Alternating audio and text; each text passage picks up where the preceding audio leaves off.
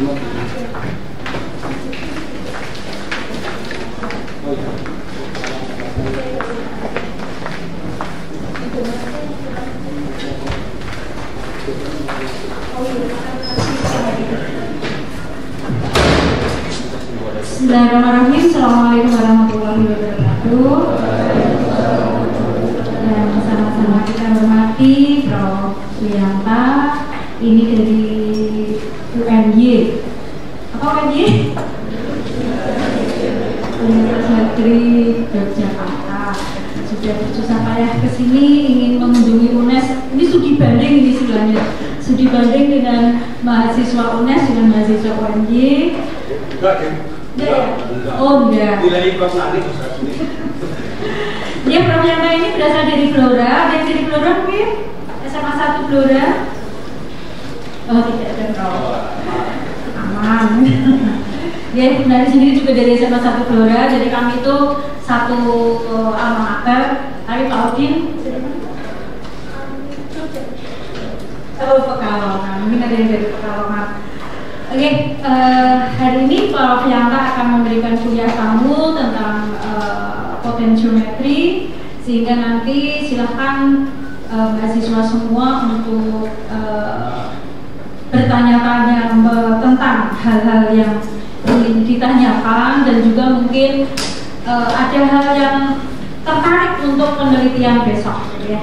Kalian sambil mendengarkan, nanti kalian bisa searching jurnal-jurnal yang terkait dengan itu, sehingga nanti bisa mengarahkan penelitian kalian. Ini kan semester 4 ya? Nah, harapannya nanti semester 5 kan kalian sudah dapat tema, sehingga kami juga akan gampang untuk menentukan dosing yang tentunya sesuai dengan tema yang kalian pilih. Itu semuanya. Kita buka kuliah tamu hari ini dengan bacaan basmalah bersama-sama. Bismillahirrahmanirrahim. Saya serahkan sepenuhnya pada Pak Aludin sebagai pemangku kimia analitik, kemudian dan waktu sepenuhnya juga. Ya, assalamualaikum warahmatullahi wabarakatuh.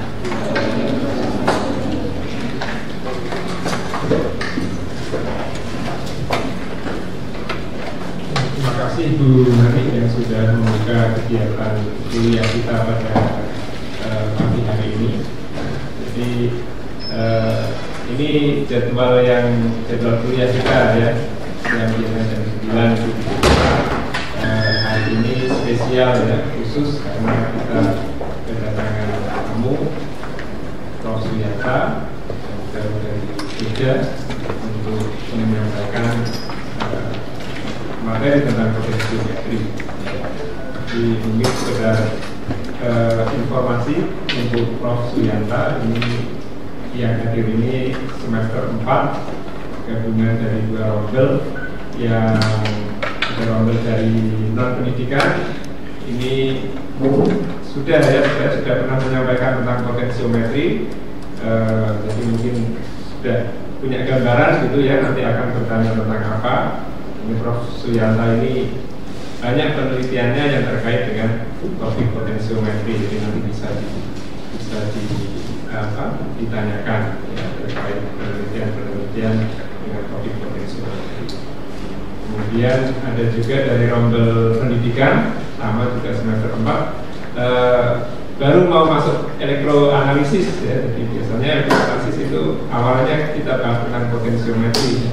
Nanti jika bisa sebagai awalan, nanti Anda bisa menyimak ya tentang potensiometri dan apa potensinya ya untuk penelitian ke depannya. Meskipun ada dari prodi pendidikan, ya secara perlu juga ya pengetahuan tentang itu. Ya, di analisis instrumen itu kita salah satunya dalam bagian elektroanalisis itu kita bahas tentang potensiometri. Ya. Kita simak materi dari Prof. Suyanta.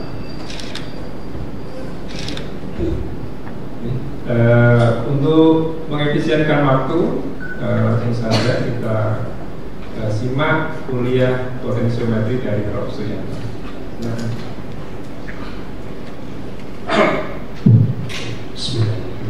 Assalamualaikum warahmatullahi wabarakatuh.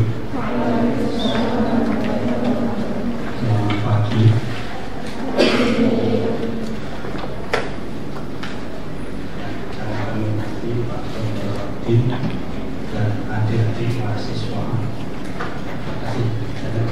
Kasih waktu maksimum sampai jam 11 ya.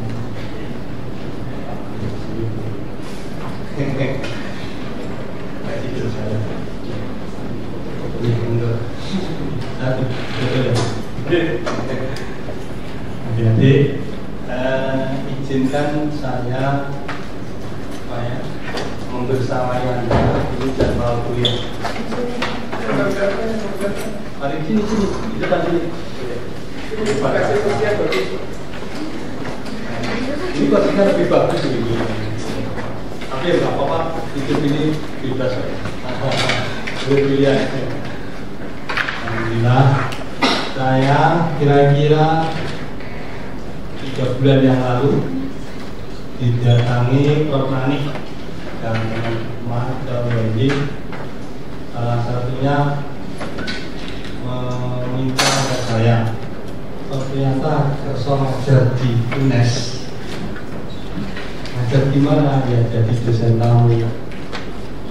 Secara tidak langsung ya saya pikir prinsip oke, insya Allah saya bersedia jadi dosen tamu. Jadi kebetulan karena saya ya bukan tidak ngomong, tapi karena saya sering ngajar tidak hanya di WNJ, saya yang ngajar di Malaysia, ngajar di Thailand, ngajar di beberapa PT, itu saya ngajar. Artinya jadi dosen yang seperti guest lecturer. Ini minggu depan saya ngajar di perguruan tinggi di Sulawesi Selatan. Minggu depan, jadi saya diminta ke sana dan ada yang ngajar, ada yang lain. Terus minggu depan lagi saya ke Medan dan ke Aceh. Ya, pokoknya ya bisa ngajar, bisa tidak. Yang mungkin banyak teman-teman saja, gitu saja. Nah, alhamdulillah. Jadi ketika saya diminta di sini ya sudah. Bismillah, Allah kita cari jadwal. Nah setelah jadwal ini ketemu Pak Dr. Alauddin yang ada jadwal. Kebetulan bidang saya elektrokimia analitik, elektrokimia analisis yang sama dengan beliau Dr. Alauddin. Nah yang minggu depan nanti yang ngajar adalah mitra saya, Prof. Ilyas dari BSI Malaysia, itu yang ngajar. Itu dengan daring, jadi jam yang sama di kelas ini. Nah ini karena kita punya mitra, sehingga sudah saya diminta ya insya Allah pagi ini saya pokoknya saya kasih jadwal. Walaupun saya juga ada kegiatan dan tapi sudah terlanjur janjian sama Alauddin ya, yang lain saya tinggal. Ya bisa sampai di sini dan ketemu dengan Anda, mungkin yakin Anda belum kenal saya. Yakin tidak kenal saya, tetapi kenal saya just simple saja. Buka HP, buka Google, ya. Ketik saja Suyanta. Nama saya Suyanta, tidak perlu saya kenalkan. Jadi ini ada papan tulis tidak? Oh ya, ada. Ya. Kalau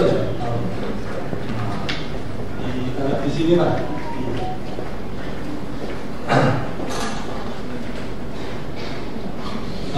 Nama saya Suyanta. Terus kalau Anda ketik Suyanta, itu hanya sedikit nama Suyanta, sedikit. Di seluruh dunia ini nama Suyanta sedikit. Kalau di Google itu pasti keluar nama pertama itu nama saya di Google. Di Google itu memang ada gambarnya. Tapi kalau gambar ini tidak saya, karena ini yang baru menyanyi saya. Ini orang pertama nyanyi saya. Lebih dari 5 tahun kalau Anda ketik Profesor Dr. Suyanta, sak dunya orang siji. Tak dunya ya. Kan ya mungkin mau Amerika jenenge Suyanta. Atau mau Inggris jenenge Suyanta kan tidak mungkin. Jadi seluruh dunia Profesor Dr. Suyanta itu hanya satu. Makanya nyari saya tidak sulit. Kira-kira 2-3 tahun yang lalu ada orang nyari saya. Pabrik besar di Pekalongan, datang ke Pekalongan saya. Di sana ada pabrik Sakari, itu satu-satunya pabrik gula pemanis di Indonesia, satu-satunya besar, punya 12 hektar, harganya 600 orang. Itu tahu telepon saya, tidak kenal. Itu selamat siang Prof Prianta. Apakah betul ini nomornya Prof Prianta? Ya saya jawab betul. Sampai dari mana kok bisa? Dari mana dan siapa kok tahu nomor telepon saya? Saya dari pabrik PT Batangan Industri di Batangan Kalimantan. Bisa nomor saya tahu? Saya cari nomor bapak. Dapat menemukan nomor saya? Enggak. Dari mana Anda cari? Saya kebetulan punya problem begini tentang elektrokimia. Saya cari expert di Indonesia. Siapa yang kira-kira bisa saya temukan? Ketemulah nama bapak. Jadi saya ditemukan dari dia cari itu. Akhirnya ya setelah ketemu saya, dia punya masalah, saya dampingi pabrik itu.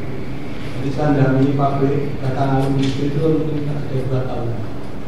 Punya permasalahan dalam elektrolisis, mengubah Pro 3 menjadi Pro 4. Itu nyari nomor telepon saya tidak biasa. Jadi sekarang kalau ketik Suyanta lengkap dengan jelas, sekarang itu saya dapat pesaing baru setahun yang lalu ada guru besar di Gajah Mada, namanya Profesor Dr. Suyanta MSc, persis nah. Ya, kalau saingan ya dari kimia juga dan teman saya juga sebenarnya. Jadi ini orangnya yang kirim. Ini Profesor Suyanta yang baru nyanyi saya baru saja. Tapi kalau H-index dan Scopusnya masih tinggi saya sih. Nah itu jadi kita kenalan saja. Nanti yang menyebabkan harus kita kenali kamu. Terus berikutnya, saya hari ini kira-kira hampir 2 jam. Saya dikasih waktu 2 jam, jam 9 sampai jam 11. Karena ini hari Jumat dan Jumatan di sini hampir jam 12, setengah 12 ya kadang-kadang juga 11.40 kan. Makanya nanti waktunya jam 11 tidak boleh lewat ya. Tidak boleh lewat karena ini hari Jumat. Saya akan membersamai Anda dalam diskusi yang kamu yang saya beri judul analisis potensiometri. Besok minggu depan analisis voltametri, elektrometri, voltametri. Sekarang elektrometri, voltametri. Ada elektrometri, konduktometri. Semua analisa sebenarnya. Nah, ini mohon maaf, saya dikasih waktu ngajar 2 jam satu topik potensiometri sebenarnya saya nggak sanggup. Sebenarnya nggak sanggup. Waktunya nggak bakal cukup. Iya, nah biasanya kalau saya ngajar anak S1 materi ini hampir setengah semester sendiri. Dari teori dasarnya sampai praktek yang dicobanya itu saya setengah semester 8 kali pertemuan.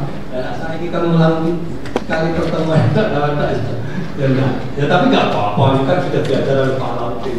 Saya yang ngasih penguatan atau tambahan belajar. Ya, tapi saya senang walaupun hanya 2 jam ini menjadi bagian yang akan kita lalui. Dan simpel, ini bukan kuliah, tidak ada hubungan dengan nilai. Ya, tidak mungkin. Anda masuk, tidak masuk, datang, tidak datang, tidak ada. Tapi penting bahwa ini adalah ilmu. Karena ilmu, seminggu lalu Prof Nari menghubungi saya, Pak Yanta, nanti kalau di ngajar di UNES tidak dikasih HR, saya tidak butuh HR, saya tidak butuh HR. Saya ngajar di UNES hanya berbagi ilmu. Kalau gaji saya itu urusan Gusti Allah, jadi uang gaji saya itu serahkan Gusti Allah. Saya tidak pernah memikirkan gaji, uang didapatkan dari saya pasrah. Yang ngatur yang di atas. Maka kuliah kita ini simpel ya. Kalau Anda tidak tanya, tidak tahu, tidak jelas, langsung tanya. Saya tidak bakal marah. Meskipun pertanyaan Anda sulit, saya tidak bisa jawab, saya tidak bisa. Simpel, karena ini saya tidak fokus lagi. Oke. Kembali ke sini. Ini nggak bisa dihapus ya? Nggak apa-apa, nggak apa-apa.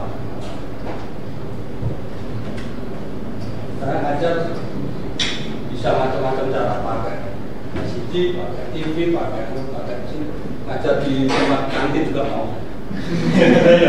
Sering Pak, saya ngajar kalau mahasiswanya nggak banyak, terutama ngajar mahasiswa S2, S3. Kita ke kantin saja kabel, ya walaupun saya yang traktir akhirnya, tapi nggak apa-apa di kantin juga ada. Potensial dari kata potensial dan metrik. Nah, ini adalah rangkaian metode analisis atau teknik analisis secara elektrokimia. Tadi saya sampaikan kalau waktu belajarnya, maka Anda kalau sangat berminat, ini nggak promosi dan jualan teman-teman. Materi ini satu buku. Anda malah tidak kasih nama. Materi ini satu buku. Saya sudah tulis ketika saya lulus doktor dulu, akhirnya bisa menulis buku. Nah, sekarang mengajarkan hanya sekali pertemuan kan tidak hanya gratis. Tapi nggak apa-apa, nanti boleh baca. Buku ini walaupun tidak terjual bebas di media, bisa dipesan. Kami diterbitkan oleh UNJ Press. Ini tentang materi potensial. Jadi supaya Anda lebih jelas kalau mau baca, mau tahu apa potensial materi. Kemudian yang besok voltametri itu Prof. Ilyas yang ngajar, tapi saya yang nulis juga. Ada nama saya dan Prof. Ilyas dalamnya. Kalau Anda cari buku ini seluruh Indonesia nggak ada. Buku ini di Indonesia nggak ada, belum ada. Ya, karena bidang ini Pak Aladin termasuk pendatang baru muda. Elektrometri ini di Indonesia belum ramai banget.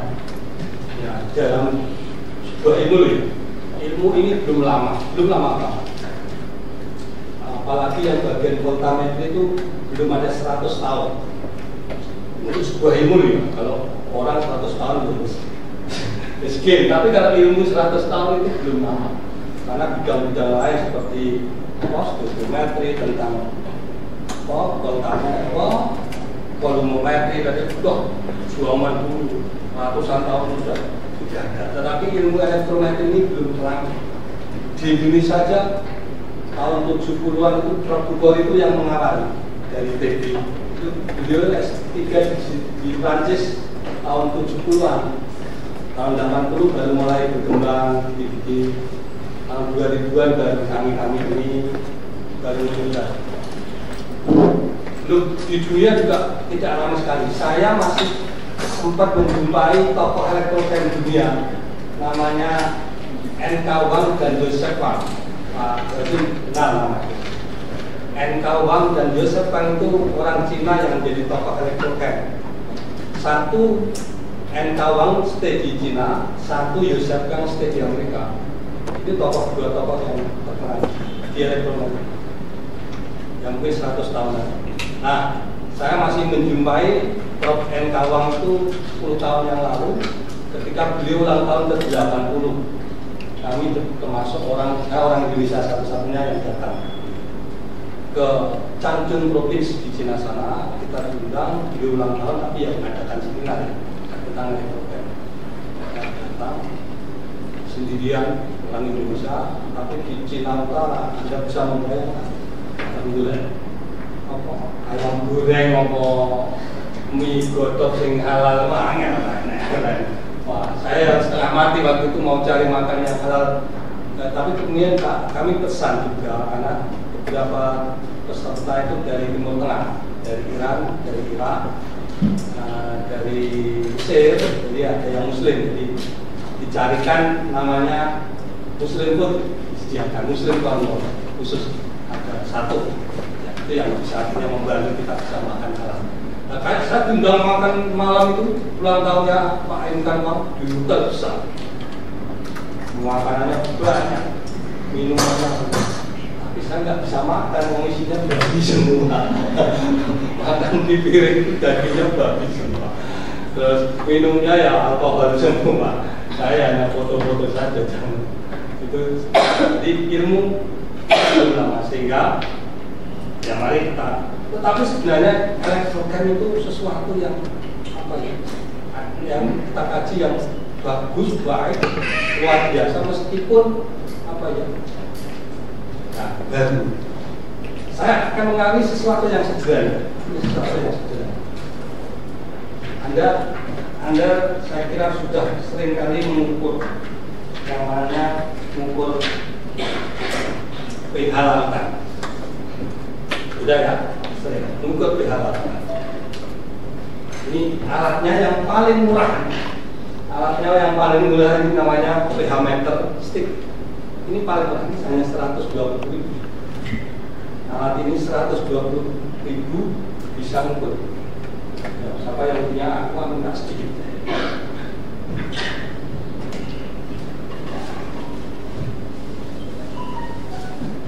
Kan enggak gitu ya. Contoh saya juga punya alat.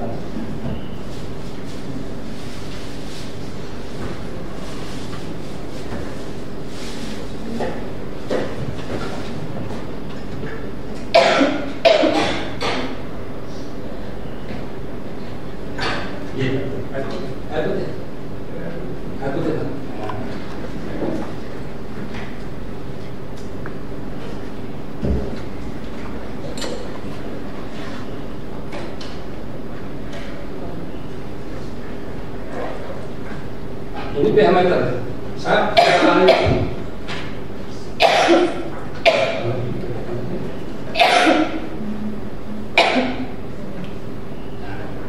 ini digital sudah, digital. Saya untuk langsung hasilnya ketemu.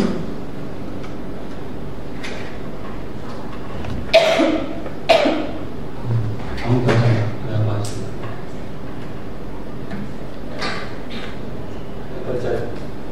Ya normalnya kalau air pH-nya berapa? 7, lah pinter pH-nya 7. Nah, ini nanti juga akan membaca kira-kira 7, tapi nggak mungkin 7 ya. Oh, makanya dari itu orang macam-macam. Air itu komponennya macam-macam. Kalau ini sedikit jarak lahan Jakarta itu minum itu air kencingnya sendiri dihitung. Jangan nggak ada jarak. Ya. Nah gimana wong di Jakarta itu air itu sumbernya dari Sungai Ciliwung semua. Sungai Ciliwung kan di sini loh, kencing loh, mana loh. Nah itu diolah oleh warga Jakarta. Jadilah air yang kemudian masuk PDAM, dialirkan ke rumah-rumah, diminum, disirkulasi, dibersihkan. Ya kayaknya kan minum air kencingnya sendiri. Tapi nggak apa-apa, berkurangnya nggak masalah ya, karena air yang sudah kita filtrasi, kita bersihkan itu steril, sudah didesinfektan, nggak ada masalah. Walaupun saya pernah ditegur oleh Satpam Jakarta, Pak, Bapak nanti kalau wudhu jangan pakai air di keran sini, Pak. Kenapa? Ini air hasil sirkulasi, jadi sampah budaya itu diolah lagi, kemudian airnya dibentuk nomor tangan. Pak jangan wudhu pakai itu, karena airnya katanya kotor. Jadi ya enggak. Kalau air itu sudah dibersihkan, disebar, bahkan terakhir namanya di desinfektan, yang seperti air yang kita minum, air mineral dan lain sebagainya ini bisa. Nah ini kira-kira bedanya 7 ya, 7 kurang sedikit.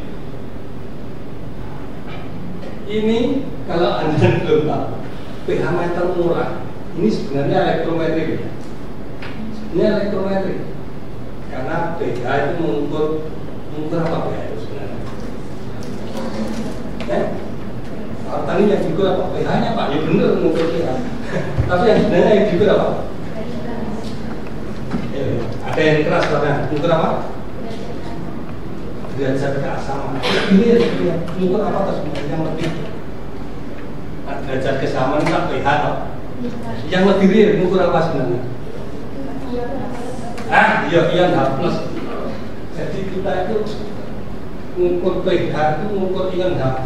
Siapa mbak jenengmu mbak? Namanya siapa tadi? Esa.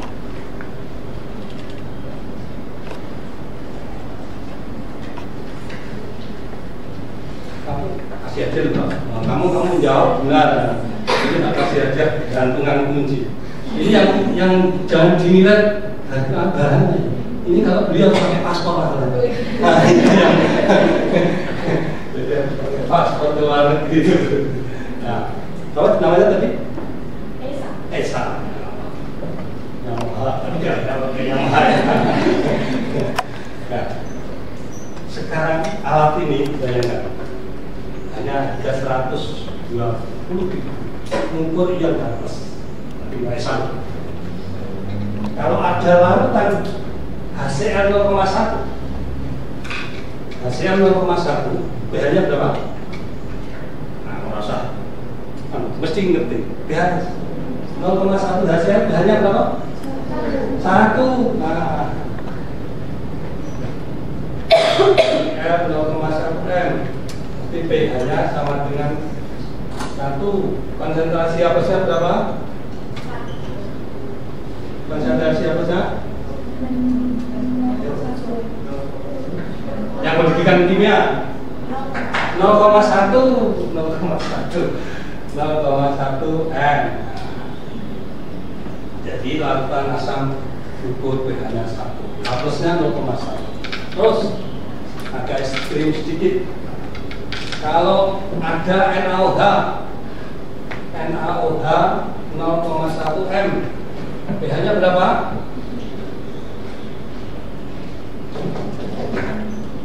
NaOH 0,1 M, pH-nya berapa?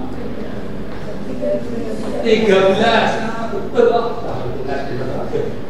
pH-nya 13. Kemudian konsentrasi hapusnya berapa? Konsentrasi hapusnya berapa? Ayo anak berikan, lupa. Konsentrasi hapusnya obat 0,1. Setuju Mas? Ya. Setuju Pak?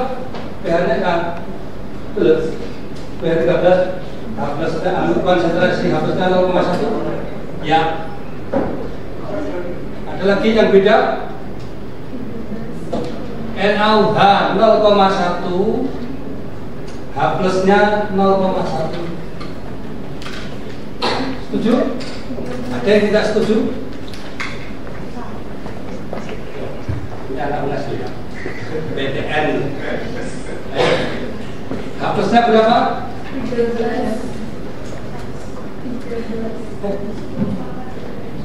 10 pangkat min 13. Oh, pinter. Kira pinter, kasih buku aja lah kamu. Mas, aku gak nyalahkan sampean, tapi mbak ini yang benarkan. Ini H plusnya 10 pangkat min 13. 10 min pangkat 13 1. Ini sama dengan 0,0000000000001. Kalau saya tanya ini konsentrasi pH minus berapa? Mas? Mas? 0,1. Kalau saya tanya konsentrasi pH minus ini betul ini 0,1. Tapi kalau saya tanya konsentrasi hapusnya adalah 1 kali 10 pangkat min 13. Angka yang sangat kecil. Coba 1 digit dari 13 digit dari 0 sangat kecil, 0,0000001 itu pH 13 yang awal ukur pakai alat ini bisa. Alat ini bisa mengukur pH 13 dan angka 0,1 harganya 120. Anda kalau mau mengukur ion besi ya di dalam sayuran, dalam tanah 10 pangkat min 6 saja ion besi. Ukur berapa konsentrasi besi dalam analit? 10 pangkat min 6. Tidak usah tinggi, tidak usah terlalu kecil. Itu Anda harus pakai alat. satu misalnya spektrofotometer sinar tambah spektrum visible, ya kan? Pakai spektrum untuk mengukur ion besi, kandungan besi. Itu harus pakai alat itu. Konvensional tidak akan bisa, atau titrasi tidak akan bisa karena 10/6. Ada alat lain yang spesifik untuk logam namanya apa? AS. Itu bisa dibaca 10/6. Tapi AS itu harganya 1M. 1M AS itu. Ini 100. AS harganya 1M untuk bisa mengukur besi 10/6. Ketika konsentrasinya besi 10/9 itu order miliar. AS tidak bisa baca, nggak mampu baca mengukur kandungan besi 10/9 order miliar per miliar. Kalau order per juta BPJ itu masih bisa, tapi order per miliar AS nggak bisa. Ada alat lain yang bisa baca besi sampai 10/9. Namanya pernah dengar ICP-IS, Inductive Plate Coupled Plasma Atomic Emission Spectroscopy. Spektroskopi emisi atom tapi serinya ICP, Inductive Plate Coupled Plasma. Itu alatnya harganya 3 miliar. Bisa membaca besi yang 10/9. Harganya alatnya harus 3 miliar. Ini harganya satu saya baca 10/3. Jelas. Ini namanya, saya tunjukkan, inilah kehebatan elektrometri itu salah satu. Jadi elektrometri itu metode analisis, cara analisis, tadi analisis relatif murah. Tapi kemampuan hasilnya sangat luar biasa. Saya di kantor mengembangkan analisis deteksi krom itu sampai 10/12. Itu bisa kita baca dengan alat elektrometri. Yang kalau dengan ICP tadi nggak bisa baca 10/12. Harus cara lain, artinya dibukakan dan macam-macam. Tapi relatif tidak simpel. Itu kita bisa lakukan dengan cara elektrometri. Jadi elektrometri ini relatif murah alatnya, kemudian kemampuan membacanya termasuk dianggap sangat sensitif, sangat akurat dan lain sebagainya. Makanya ini sekarang mulai banyak dikembangkan. Saya punya salah satu ini belum ditulis ya.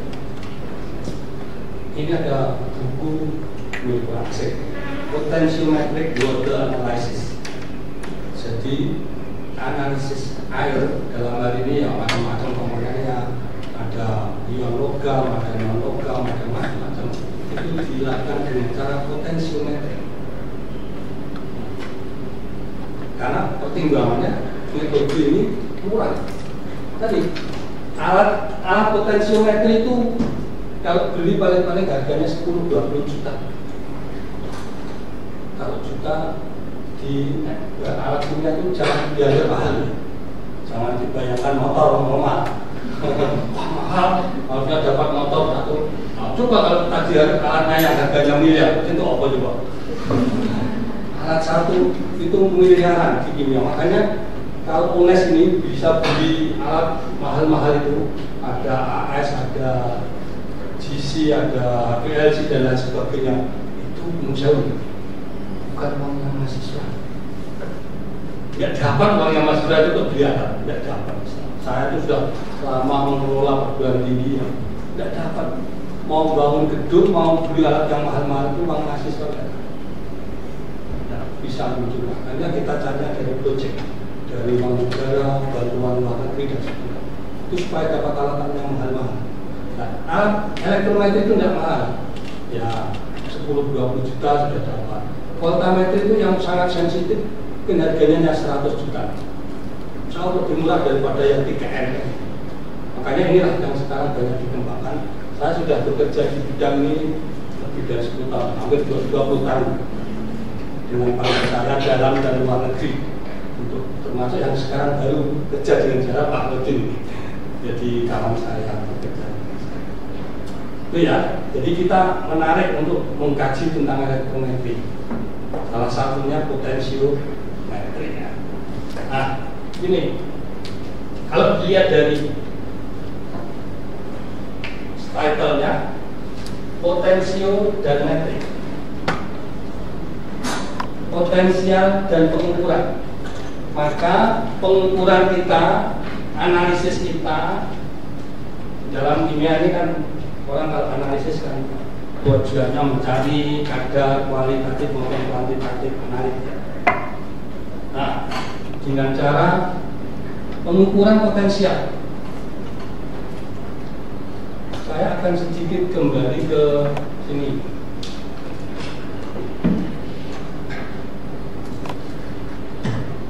Mungkin sudah pernah tidak belajar ini, yakin.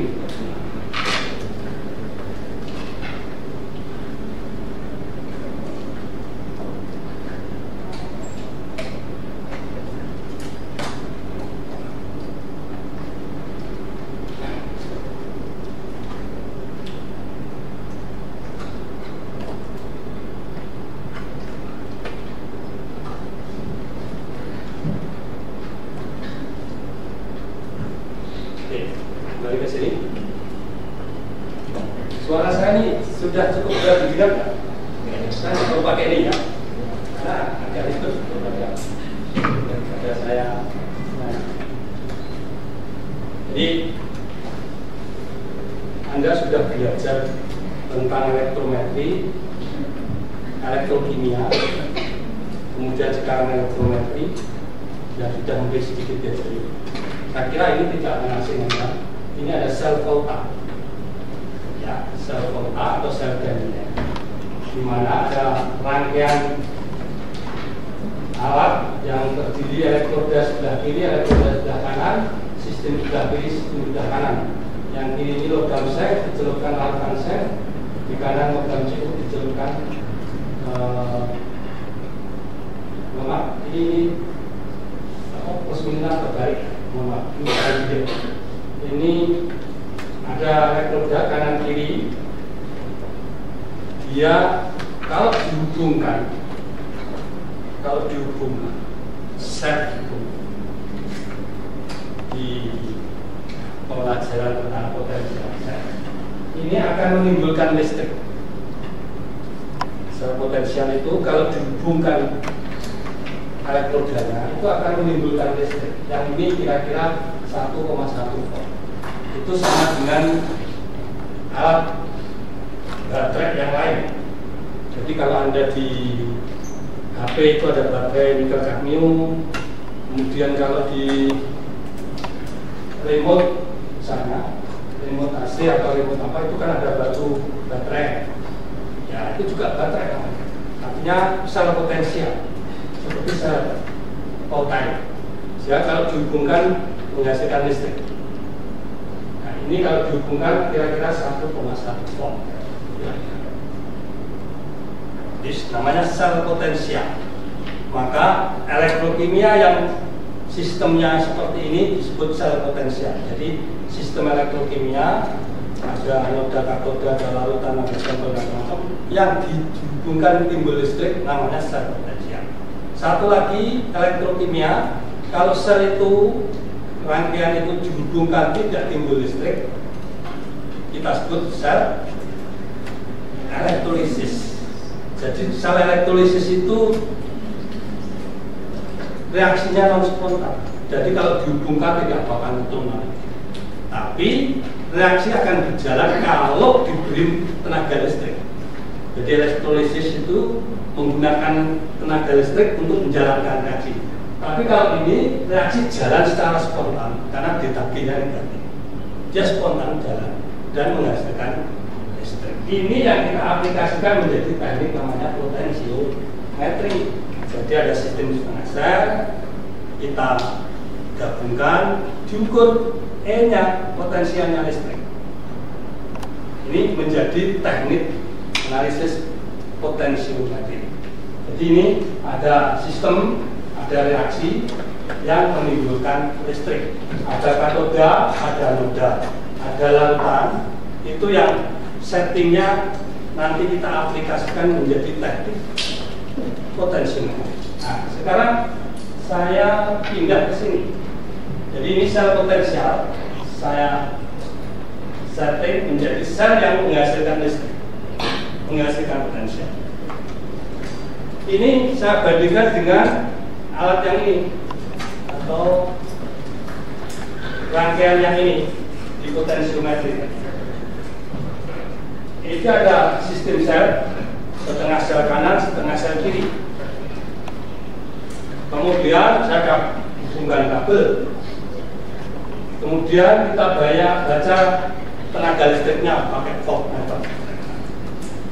Kan hampir sama dengan tadi sel volta tadi, setengah sel kanan, walaupun rangkaiannya agak berbeda. Tadi dihubungkan jembatan garam, kalau ini enggak. Tapi intinya sistem kanan, sistem kiri, setengah sel kanan, setengah sel kiri, ada kabel, ada pengukuran potensial sama. Nah, di dalam implementasi aplikasi tadi, sel potensial tadi menjadi sel potensiometri ini rangkaiannya mirip, hanya istilahnya kita ubah sedikit. Kalau yang di kanan elektroda merah, tadi di sana elektroda Cu 2 positif Cu, yang ini sekarang menjadi elektroda merah. Nah, elektroda merah itu adalah elektroda pembanding, elektroda referensi, elektroda yang stabil, elektroda apa ya, yang standar. Istilahnya bermacam-macam, tapi intinya suatu elektroda yang standar nilainya, pembanding, referensi dan seterusnya. Itu pengganti yang di harganya. Yang sebelah kiri ini kita sebut elektroda kerja, working electrode, elektroda penunjuk, elektroda sensor, dan lain sebagainya. Istilahnya macam-macam. Tapi intinya ini working electrode. Ya, ini hanya contoh saja. Kebetulan saya dulu pernah membuat namanya ICLA atau disebut juga elektroda ion selektif. Itu bisa saja. Namanya bermacam-macam. Atau di bahasa Inggrisnya ion selective electrode. Kalau bahasa Indonesia AC dibalik. Ini kebetulan salah satu contohnya elektroda latanum, bisa elektroda natrium, bisa elektroda klor, bisa elektroda sulfat, elektroda macam-macam itu bisa dipakai. Nah, intinya kita butuh 2 elektroda pembanding, dan pembanding ini contohnya saja kalau melihat elektrod, meskipun yang lain ada juga. Jadi 2 elektroda yang akan kita aplikasikan menjadi teknik pengukuran potensiometri sebagai implementasi sel potensial yang tadi dari sel volta. Nah, kembali ke sel volta.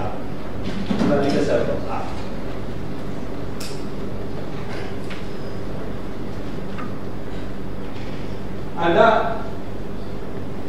mengukur sel ini nilainya 1,1 volt. Pertanyaan saya, kenapa kok 1,1 volt? Orang juga, orang 1,5, Honda 3 volt. Mengapa 1,1? Ada yang bisa komen? Mengapa kok 1,1?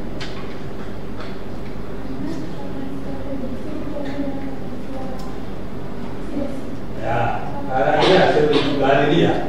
Ya, potensial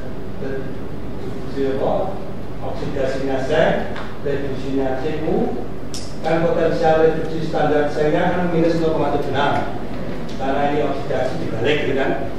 Terus potensial reduksi Cu nya 0,34 volt, jumlah 1, itu kan jumlah. Pertanyaan saya, mengapa potensialnya Cu 0,34 volt? kenapa orang tua gambar kok anak satu beda suka-sukaan. Kok enggak 0,3 kok.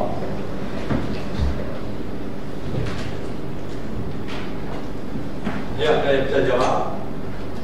Kasih hadiah nggak bisa jawab. Enggak. Artinya dia 0,3 kok.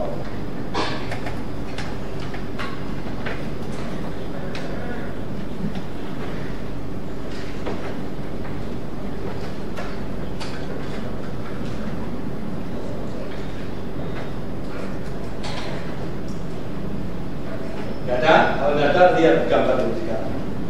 Mengapa CU itu potensialnya 0,34 volt? 0,34 itu potensial hasil pengukuran bahwa CU yang dalam hal tadi adalah mengalami reduksi dari CO2 menjadi CU itu diukur. Nah, ukurnya caranya dibandingkan dengan elektroda standar hidrogen atau EHS, elektroda hidrogen standar. Dan elektrodanya sudah ini konsepnya. Ada kawat platina dicelupkan dalam lautan asam 1M, kemudian dikasih gas hidrogen, aliran gas, dan tekanannya harus 1 atmosfer.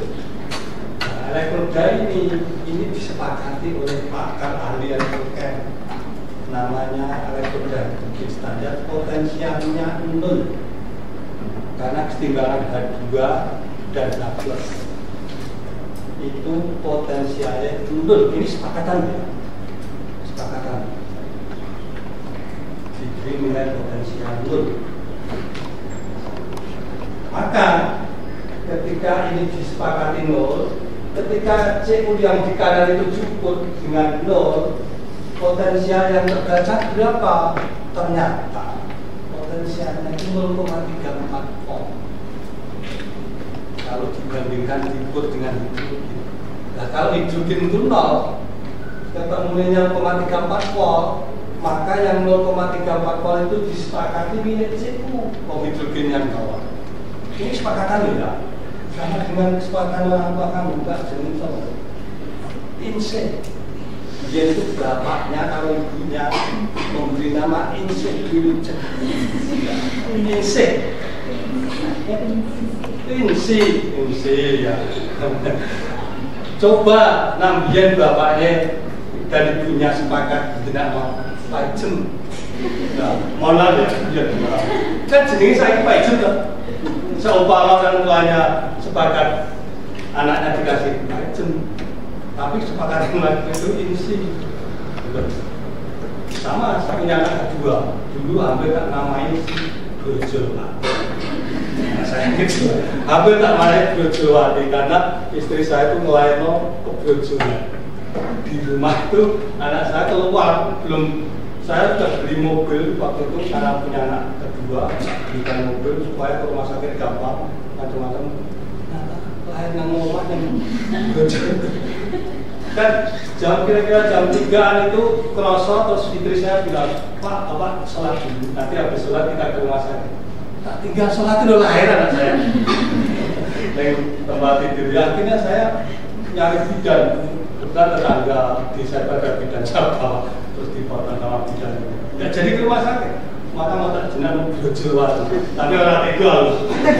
Akhirnya tak jadi ini juga begitu, ini kesepakatan ini 0 nilainya, yang kanan 0. Jadi disepakati nilai itulah milik CU, maka timbul nilai-nilai yang lain itu dasarnya adalah ya. Maka se-volta itu diukurnya 1,1, ini kesepakatan hasil pengukuran tapi based on agreement. Nah, sekarang semua sistem itu ketika pengukuran kan harus ada pembanding. Maka di potensiometer tadi harus ada pembanding. Jadi measurement, pengukuran, analis apapun mesti ada pembanding, ada standar. Nah, kita sekarang karena di potensiometri mengukur potensial. Jadi mengukur potensial. Ya, alatnya mesti ada alat yang bisa mengukur potensial. Sekarang kalau kita mau mengukur potensial secara potensiometri, kalau nggak jelas, aku ya, saya kan nggak paham, kamu tahu atau tidak kamu paham. Tapi harapan saya anak UNES paham PTN. Ya. Jadi kalau nggak jelas langsung instruksi. Nah sekarang PR-nya kita akan di potensiometri ini mengukur potensial. Tapi sebelum mengukur potensial, konsep dasarnya mari kita paham. Gini,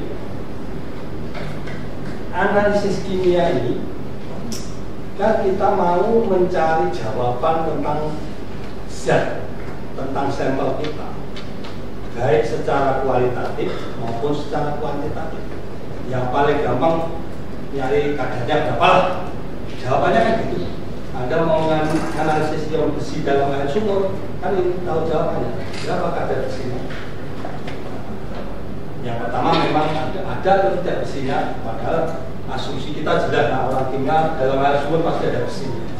Tapi yang berapa harus kita analisis. Nah ini dalam analisis ini menentukan jawaban. Nah, kadar, jumlah dan lain sebagainya sebagai manifestasi dari analisis kita. Nah, kita akan mengukur potensialnya untuk mencari jawaban berapa kadar zat di dalam sampel kita. Di potensiometri, Anda misalnya lakukan analisis ion besi, maka mengukur potensial yang dihubungkan dengan berapa kadar besi. Pertanyaan berikutnya, apakah ada hubungan kok antara potensial dan zat dan kuantitas zat? Ya, kalau tidak ada hubungan, jelas tidak dilakukan analisis. Pasti ada hubungan. Cuma pertanyaannya, bagaimana hubungan antara kuantitas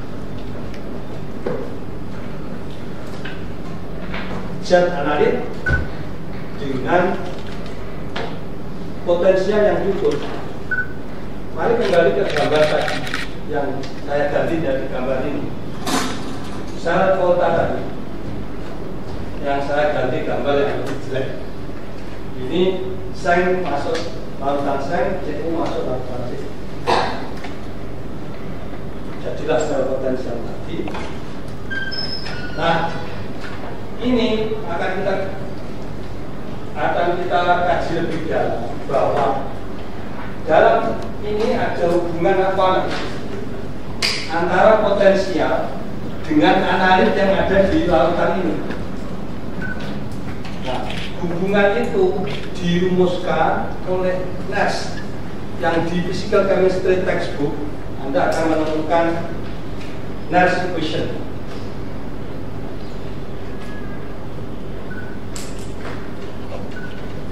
Bahwa N sama dengan E0 plus minus RT per NF ln K.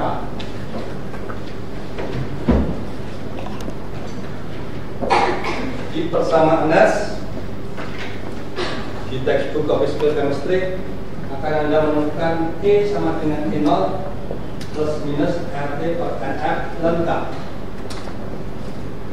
E potensial ya, E0 potensial standar reduksi tadi, sel, R tetapan gas, ada nilainya, T suhu dalam Kelvin, N ini muatan, jadi kalau Na plus muatannya 1, Al 3 plus muatannya 3, N nya kalau Cl min ya 1, F bilangan Faraday, berapa nilainya?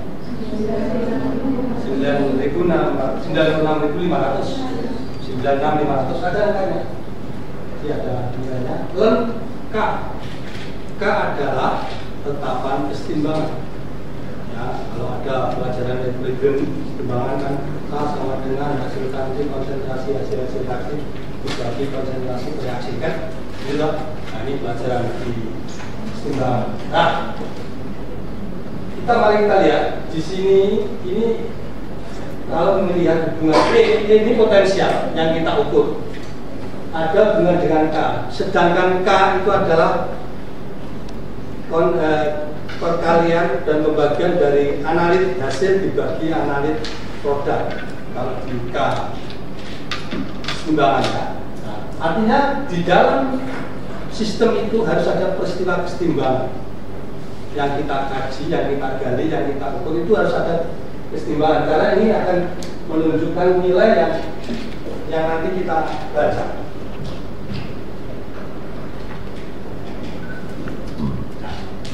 Kalau K ini saya ganti dengan apa ya, konsentrasi atau aktivitas kira-kira begini. Karena analit kita itu kan tadi ada ion Cu dan ion Sec di dalam sistem sel kulkas. Maka salah satu sel di setengah sel di kanan dan kiri, misalnya yang di kanan adalah Cu, maka di situ ada kesetimbangan Cu2 positif menjadi logam Cu. Maka E-nya pasti sama dengan E0 Cu2 positif Cu, potensial standar Cu, min 2,303 RT per NF log. Anda kira-kira confused tidak? Di sini tidak ada angka 2,3 jadi angka 2,303.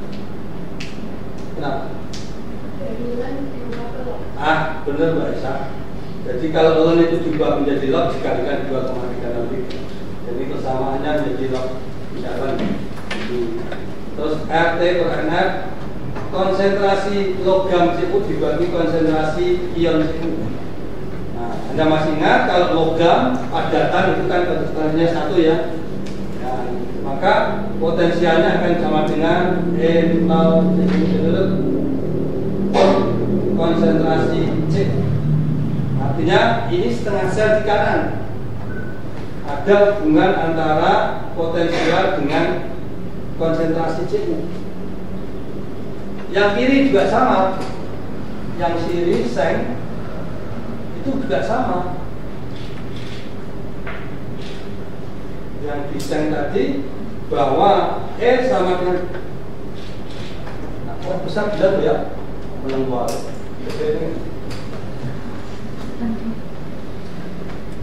Ya. Potensial yang di kiri itu juga sama dengan 0 seng 2 positif seng, potensial reduksi standar plus 2,303 pada pertanyaan log konsentrasi seng. Jadi ada hubungan antara seng dengan potensialnya yang kiri. Sedangkan keseluruhan kan potensialnya kiri plus kanan, reduksi dan oksidasi dijumlah. Nah ini juga kalau dijumlah nanti E sama dengan E0 reduksi standar Cu dikurangi E0 reduksi standar seng ditambah 2,303 RT per NF log konsentrasi Cu dibagi konsentrasi seng. Ini turunan dari Nash equation ya. Dengan K kita ubah ke analitik. Jadi potensial yang terukur yang real kita ukur sekarang itu hubungannya dengan konsentrasi Cu dan konsentrasi seng. Yang lain ini nilai variabel angka yang sudah tertentu. Tinggal yang variabelnya konsentrasi Cu dan konsentrasi seng. Nah, di alat potensiometri tadi yang saya tunjukkan elektroda merah dan elektroda biru itu kan yang satu standar, yang satu kerja. Nah, yang standar itu kan elektroda yang nilainya tetap konstan. Maka ini juga sama. Sistem ini kita paksa salah satu variabel ini kita jaga konstan, tidak berubah. Dalam hal ini misalnya seknya itu saya jaga tetap sepanjang waktu kita juga tetap, tidak berubah. Maka kalau seknya tidak berubah, yang mempengaruhi nilai E ini hanya tinggal konsentrasi Cu kan, sek tetap. Sama dengan tadi, ketika potensiometri elektrodanya 2, yang satu standar dan nilainya tetap, yang berubah itu hanya nilai yang diatur oleh working electrode, analit yang ada di working electrode. Ini juga begitu. Kalau ini saya jaga konstan sengnya, maka itu tetap, maka E-nya itu tinggal ini persamaannya. Endingnya di dalam potensiometrik bahwa potensial sama dengan potensial standar plus 2,303 RT per N. Kebetulan muatannya 2, jadi 2F log konsentrasi C. Artinya dari persamaan ini ada hubungan antara CU concentration dengan E. Hanya konsentrasi CU saja yang mempengaruhi nilai E. Maka potensiometri itu memang melakukan pengukuran analit. Dalam hal ini CU itu sebagai analit atau sampel yang diukur. Maka potensial akan tertentu. Karena hubungannya ini hanya konsentrasi CU dan E. Pasti ada hubungan dengan persamaannya. Pasti ada hubungan. Jadi persamaan. Kalau Anda mengukur analisis di metode yang lain, misalnya spektrometri lah, di BIPIS, yang Anda ukur apa? Absorbensi atau serapan. Jadi tambah A saja ya. Rumusnya persamaan lambat bir. Nah, E, B, C. Ini konstan. Maka A sebanding dengan C. Jadi kalau serapannya tinggi, pasti konsentrasinya juga tinggi. Atau sebalik, konsentrasinya tinggi, pasti tinggi. Kalau dapat serapan rendah, berarti konsentrasinya juga rendah. Ini juga sama. Ini juga ada hubungan antara potensial yang kita ukur dengan potensiometri dengan konsentrasi analit. Tapi diingat, ini agak berbeda dengan ini. Kalau ini A sama dengan E, A sebanding dengan C. Kalau saya buat sebanding. Kalau ini agak beda. Persamaannya agak ribet ini, agak luar. Karena jelas E dengan konsentrasi ini pasti hubungannya agak berbeda dengan ini. Karena apa? Ini hubungannya logaritmik. Jadi ada variabel logaritma mengatur hubungan di log konsentrasi. Nanti kita lihat bagaimana realita hubungan log itu bisa kita berikan antara konsentrasi dengan E. Nah sekarang yang penting jelas ada hubungan antara analit zat yang diukur dengan potensial. Ada hubungan. Yang penting karena ini basicnya ada hubungan antara konsentrasi analit dengan potensial. Nah, supaya Anda percaya, saya beri data ini. Ya, saya yakin percaya, tapi percaya itu kan harus dibuktikan.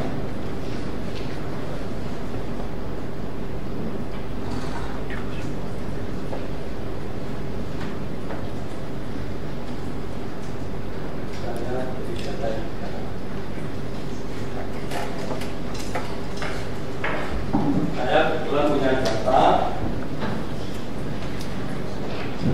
larutan lantanum itu saya baca dengan alat potensiometri.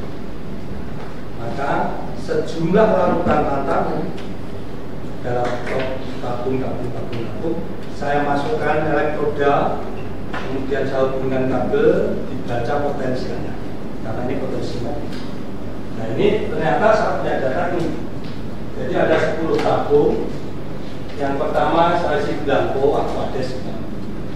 Kemudian yang kedua larutan lantanum 10 banding 8 molar. Yang ketiga 10 banding 7 molar dan seterusnya naik satu sampai 10 banding 1 M. Kemudian saya baca di alat. Ternyata potensialnya yang terbaca ini. Jadi misalnya 10 banding 8 itu terbaca potensialnya 129 univolt.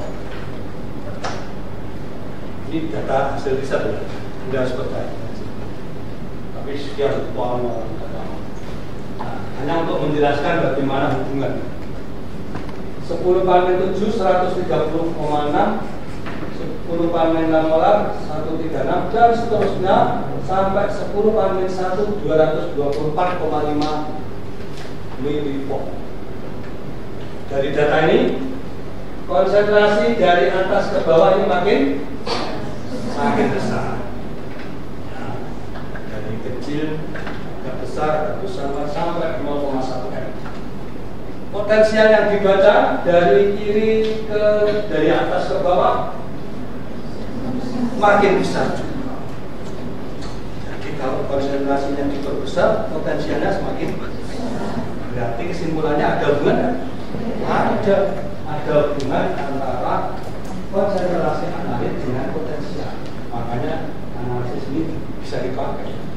Jadi potensiometri menjadi teknik untuk dianalisis dan akan mencari jawaban analit karena ada hubungan. Nah, ada hubungan.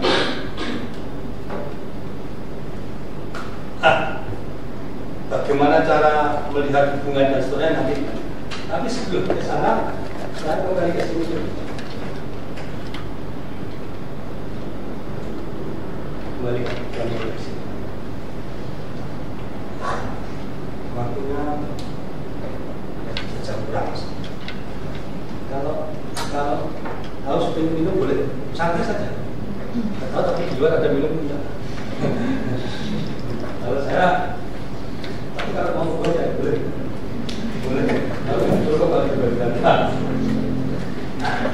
Kembali ke sini.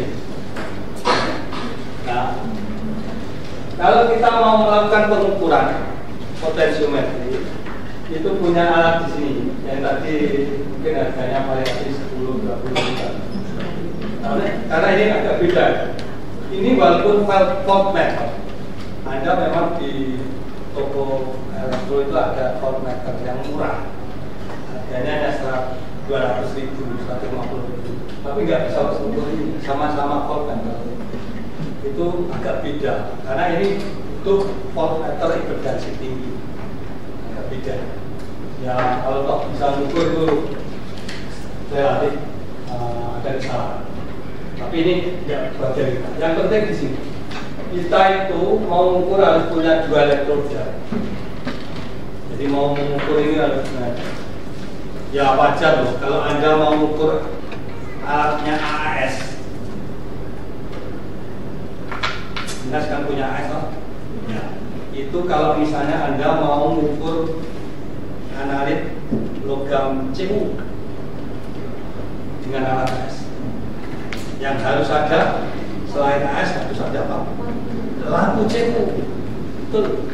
Harus punya blue cathode lamp, lampu katoda cekul CU. Nah, kira-kira besarnya sebesar ini kira-kira besar sedikit. Lampu CU, lampu katoda cekul. Tahu harganya lampu katoda cekul? Motor hiji. Nah, Scoopy 1 tuh. Itu satu lampu itu Scoopy 1. Ya 15-17 juta satu lampu. Bisa lampu krom cek tidak bisa. Lampu cek untuk analisis krom tidak bisa. Untuk analisis besi lampu cek tidak bisa.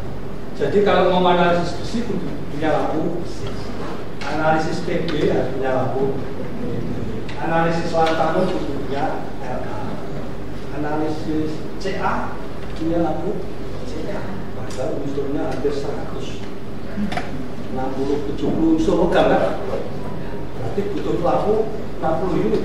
Kalau 15 juta, berarti juta lebih lampunya tok loh ya.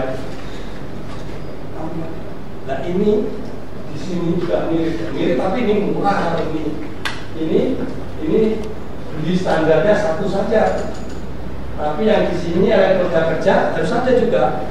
Ini namanya SIA harus punya elektrodanya. SICL harus punya elektrodanya. Dia punya. Tapi di toko memang jual. Maksudnya toko bahan limbahnya. Tapi kita itu bisa buat dengan mudah. Jadi tidak harus beli. Buat. Jadi ESI ini buat. Ya ini yang kategori agak susah ya, istilah. Tapi yang murah saja buat kita bisa banget, sangat bisa buat.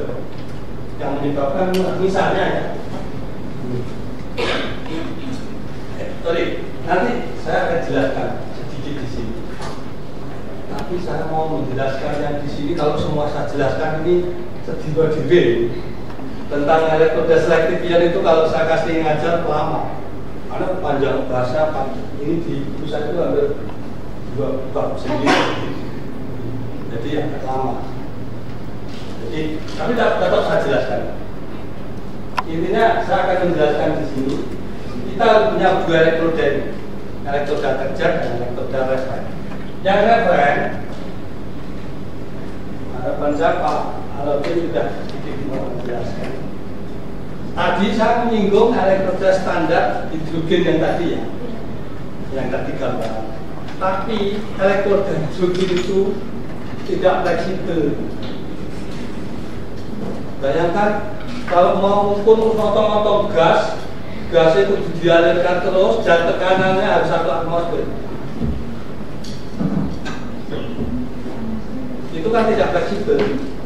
Maka ahli elektrochem itu sepakat elektroda itu tidak harus menggunakan hidrogen, tapi bisa menggunakan yang lain.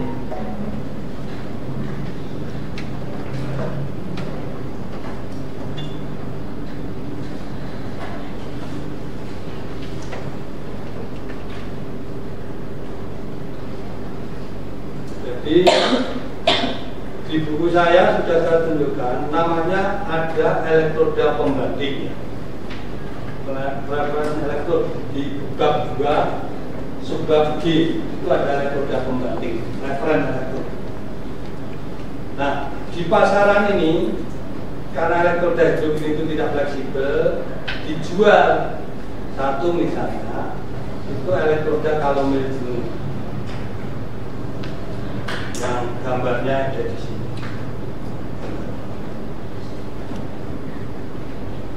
Elektroda kalomel jenuh. Tahu kalomel itu apa? Ya, kalau di sini Anda tahu. Kalomel itu garam taksa 1 Hg2Cl2. Itu namanya kalomel.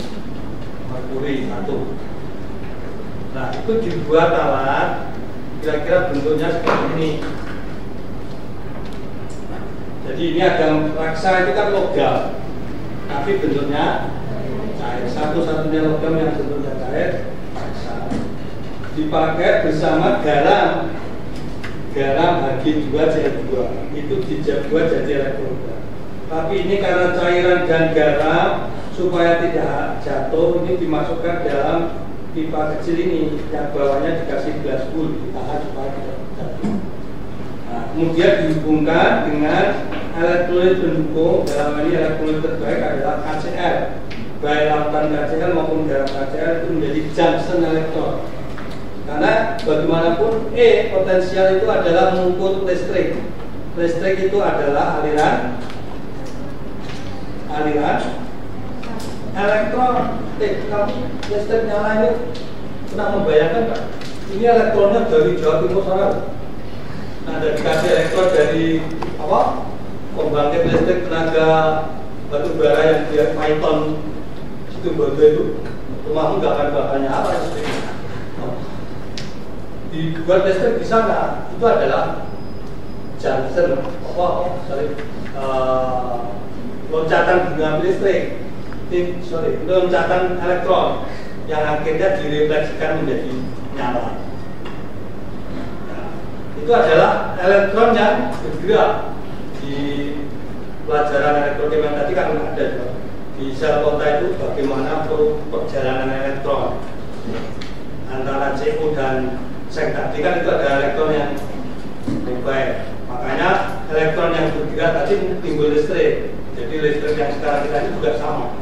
Jadi ini sebenarnya elektronnya meloncat-loncat di senyawa junction. Senyawanya adalah apa? Gas. Ini gas apa? Neon. Ini nggak kasih gasnya, nggak dikasih ya nggak bakalan hidup lah. Jadi ada gas neon itulah yang menjadi penghubung elektron yang berbeda. Nah, ini kalau di sini elektron itu pindah melewati elektron pendukung KCl. Nah, ada kesetimbangan raksa dan raksa 1 Hg2Cl2 berkesetimbangan dengan raksa. Nah, kesetimbangan itu menimbulkan listrik, menimbulkan potensial. Yang nilai potensialnya sel ini sebenarnya kalau diukur dengan EHS itu adalah 0,242 volt. Jadi hidrogen kalomel ini, raksa elektroda ini, kalomel elektrod ini itu mempunyai potensial 0,242 volt karena dibandingkan dengan hidrogen elektrod. Nah, elektroda ini karena sifatnya itu stabil, tetap, jadi diubah-ubah larutannya macam-macam diubah, sampelnya juga, dia tidak berubah potensial. Makanya dia dipakai, disepakati menjadi referen, bisa digunakan sebagai pengganti yang selama ini kalau menggunakan hidrogen itu tidak fleksibel. Pakai kalau misalnya tetap. Kemudian ada lagi yaitu silver chloride elektrod, elektroda perak klorida. Jadi mirip dengan tadi, lebih sederhana, silver chloride itu gambarnya lebih simpel. Hanya ini ada logam perak dilapisi garam perak HgCl di permukaan logam ini dihubungkan dengan larutan KCl sebagai junction elektrolit. Kemudian bawahnya ini memang dikasih bahan yang polos supaya cairan tidak jatuh, tapi elektron bisa tetap transfer. Jadi ini simpel, ini gambarnya lebih adalah logam perak dilapisi garam perak klorida. Kalau di Semarang nyari logam perak di mana saya tidak tahu, tapi kalau di Jogja gampang. Jogja itu ada namanya tempat namanya Kota Gede. Kota Gede itu ibu kota Mataram Jawa sebelum kerajaan Jogja. Kalau Mataram itu kotanya namanya Kota Gede, itu ada di pinggiran Jogja. Nah, Kota Gede itu ada tempat sentra kerajinan perak. Mau cari perhiasan perak apa saja di sini. Iwang, kalau gelang, macam-macam dari bahan perak. Nah, sekarang karena emas mahal, ya kan emas mahal loh. Perak menjadi laku, emas mahal, hampir 2 juta kan. Sebenarnya soal ada. Kalau emas biasa, emas saja ini tidak mahal. Ada bulan berapa ya? Tidak mahal. Tapi kalau emas berapa? Ini simpel. Ini mempunyai potensial yang hampir sama tadi, 0,20 volt. 0,20 volt dan juga stabil, tetap sebenarnya tidak gampang rusak bertahun-tahun, maka ini dipakai untuk FR pengganti hidrogen yang kecil. Nah, ada lagi yang satu lagi raksa 2, raksa 1 super juga, tapi enggak, hampir sama dengan raksa 1 klorida. Prinsipnya elektroda ini kita beli saja. Kita beli dan harganya sebenarnya tidak mahal. Nah, yang penting kita punya referen elektrod. Nah, sekarang kalau mau ukur harus punya elektroda kerja, working elektroda. Elektroda biru itu harus punya, kalau tidak punya elektroda kerja tidak bisa. Beli jelas saja beli, tapi tapi ya tuku ya larang karena ya teknologi itu dengan nilai jual ilmunya yang dibeli tidak.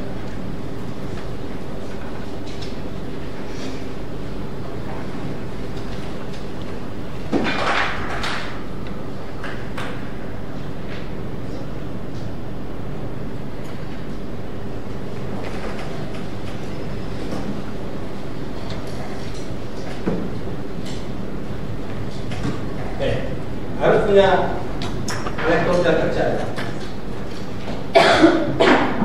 Jangan saya beri contoh, kalau beli terlalu mahal, kita buat saja elektroda buat sendiri. Elektroda buat sendiri. Ini yang saya beri contoh. Elektroda misalnya Anda mau ukur agi, ion agi atau ukur CL. Dalam sampelnya ada ion klorida mau diukur. Ini contohnya kita buat elektroda kerja Ag atau CL.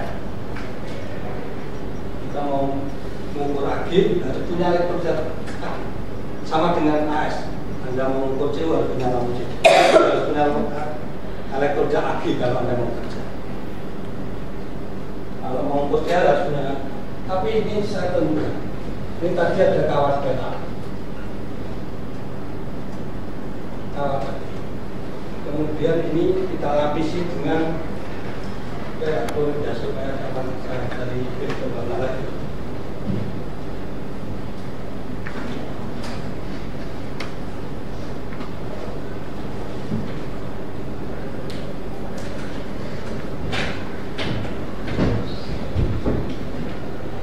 Ini garam AgCl saya taruh di permukaan. Di permukaan ini garam AgCl. Ini AgCl. Garam AgCl. Nah, kalau Anda bisa nempelkan garam AgCl di elektroda Ag, ini ada keseimbangan antara AgCl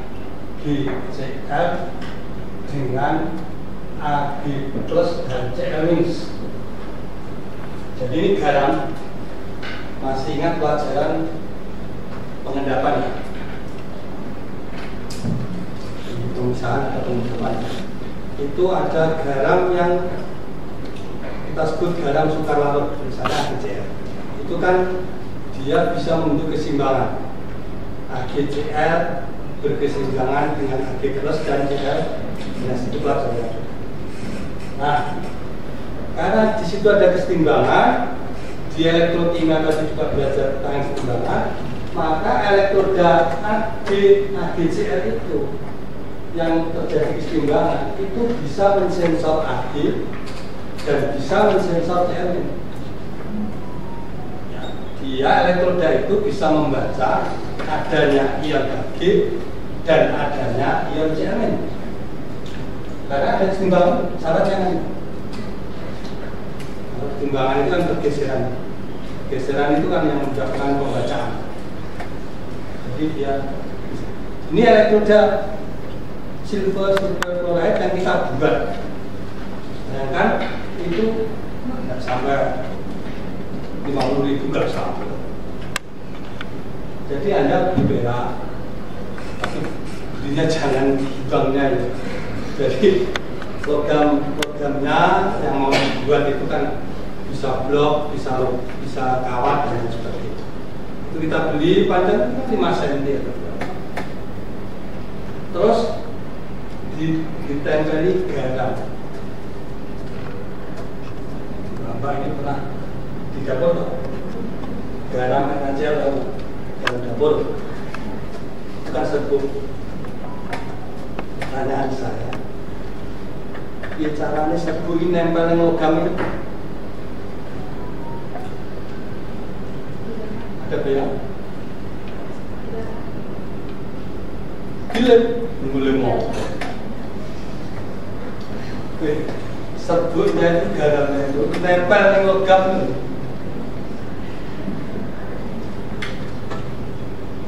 mumet ya. Ayo aja kan. Ulet-uletnya ya nempel, nggak bakal nempel. Nggak bakal nempel. Sulit.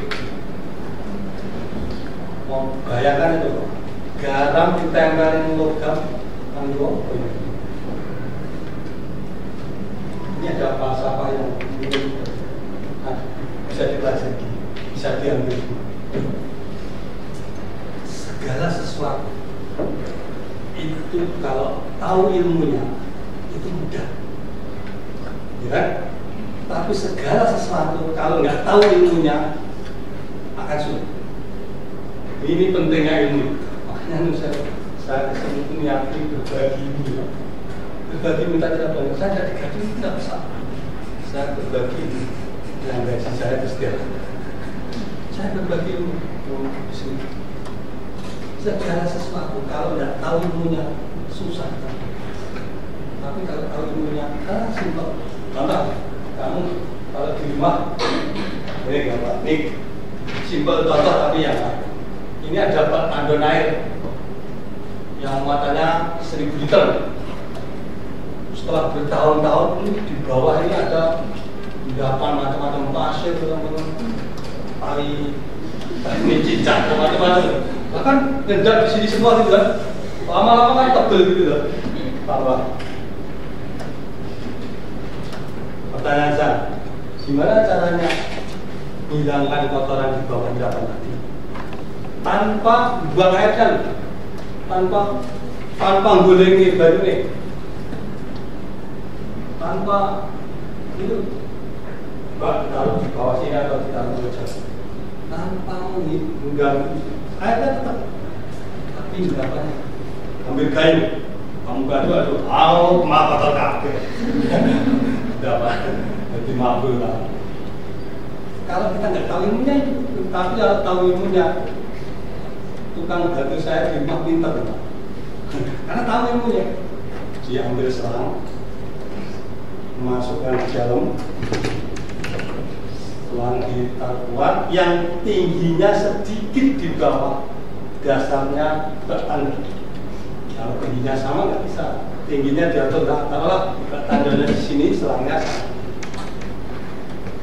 Dia kasih selang itu air penuh, terus selangnya ditaruh ke bawah dengan gaya gerak air gravitasi ketinggian tadi, selangnya ujungnya dikenakan pasir ataupun endapan tadi, kemudian itu endapannya keluar semua tanpa udah tanpa apa, endapannya kan keluar semua. Ini namanya hukum fisika. Kita tahu ilmunya, ya nggak ngerti mau ya udah nanti. Berarti kok ya, ini namanya segala sesuatu itu harus tahu ilmunya. Sama dengan menempelkan garam perak tadi. Suruh kasih perak gimana? Karena nggak tahu ilmunya. Ya. Tapi kalau tahu ilmunya, 5 menit, 3 menit rampung. Tapi harus tahu ilmunya kan? Gimana? Ada yang punya pendapat? Ini Esar atau bener? Iya caranya dengan hati yang Esar ini ada bener. Caranya kita lakukan elektrolisis. Ya, tapi mengaliri listrik sembarangan nggak bisa. Harus kita elektrolisis misalnya gini. Ini ada tabung, kita punya 2 elektroda. Ini main, ini plus. Ini katoda, ini anoda.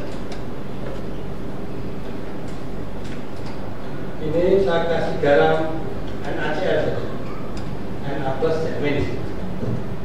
Ini pakai kawat perak, dua-duanya ada. Saya kasih batu baterai. Ya, ini usulnya Esa. Betul. Saya elektrolisis dengan bantuan larutan NaCl, KCl boleh, HCl juga boleh. Elektrolisis barang-barang 2 menit, 3 menit. Kalau itu larutan NaCl dielektrolisis dengan baterai 1,5 volt, apa yang terjadi? Elektrolisis. Di katoda terjadi reaksi reduksi, di anoda terjadi reaksi oksidasi. Di katoda reaksi reduksi, kira-kira kawat peraknya berubah tidak? Bisa tidak Ag ini tereduksi? Oh nggak bisa, mungkin belum. Masa ada Ag min? Ada. Ya tidak bisa, nggak ada. Tapi yang di anoda Ag ini bisa berubah menjadi Ag plus oksidasi. Jadi di anoda ketika dialiri listrik, kawat peraknya itu akan berubah menjadi Ag plus. Sama di sel kontak tadi, larutan seng dicelupi logam seng itu oksidasi menjadi seng 2 positif. Buktinya nanti sengnya teropos lama-lama habis ya. Ini juga sama. Ini di anoda Ag akan menjadi Ag plus. Ya. Terus hubungannya dengan garam tadi apa? Anda ingat ya, AgCl itu adalah garam sukar laut dengan KSP 10-8-9 kecil. Garam sukar laut atau garam yang sangat mudah mengendap. Anda kalau punya larutan Cl sedikit ditambah Ag sedikit saja.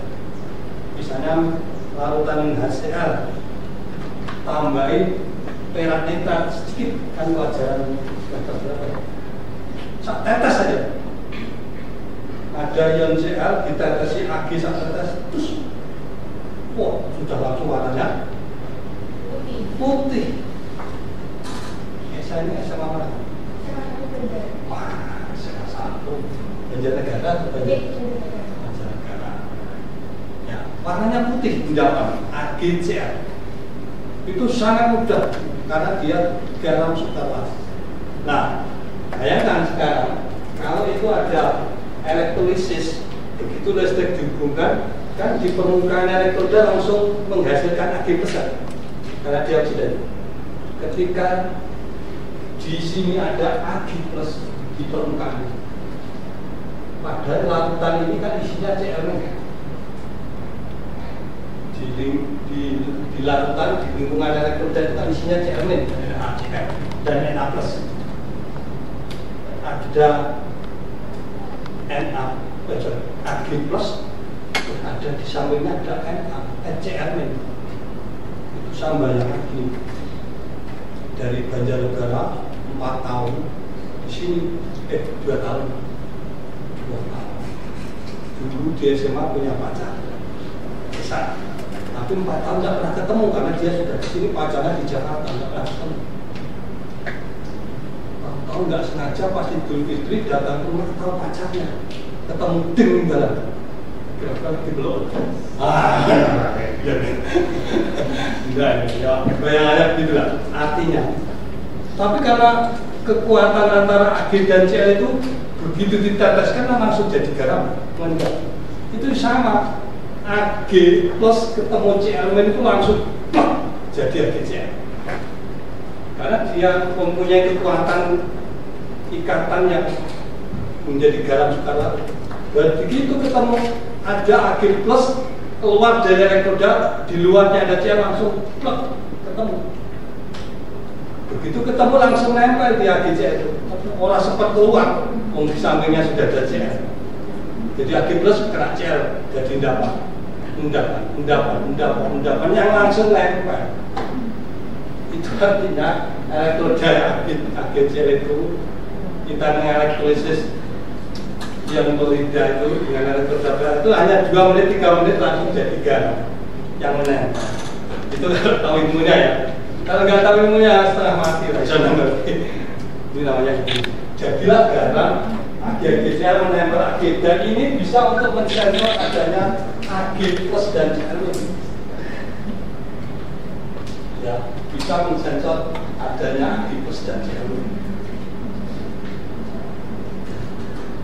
Nah, kalau sudah punya elektroda, mohon maaf, saya tak punya sebenarnya. Sampai aku ngomong ngejar ya malah. Monggo Pak. Kita beri jadi.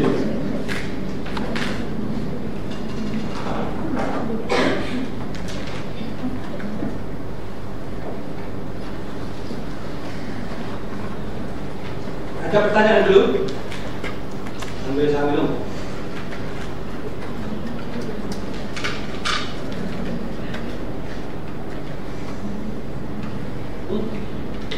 Izin bertanya Pak, tadi kan untuk elektro berstandar, contohnya karomel itu kan sebelumnya juga diukur pakai elektro berstandar juga gitu. Nah itu kan diukur pada keadaan standar, tekanan atmosfer 4 atm dan suhu 25 derajat Celcius. Didapatkan nilai potensialnya itu sekitar 0,24 sekian. Nah apakah jika kita mengukurnya itu dalam keadaan bukan tekanan 1 atm dan suhu tidak 25 derajat Celcius itu hasilnya berubah? Tak kira harus tahu siapa. Masih ngerti jawabannya tak? Iya. Ya nggak usah tantang. Nggak artinya itu variabel suhu, variabel yang lain itu, apalagi standar itu memang merubah potensial, tapi sangat kecil. Jadi kalau elektroda yang nilainya A, meskipun pengaruh suhu, pengaruh tekanan itu ada, tapi hampir pengaruh suhu dan tekanan itu kecil Pak. Nyaris dianggap tidak berpengaruh.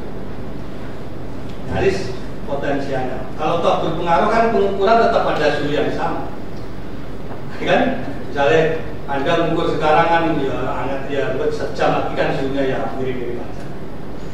Kan tetap nilai potensialnya tidak terlalu signifikan. Gitu ya Pak. Ada yang lain?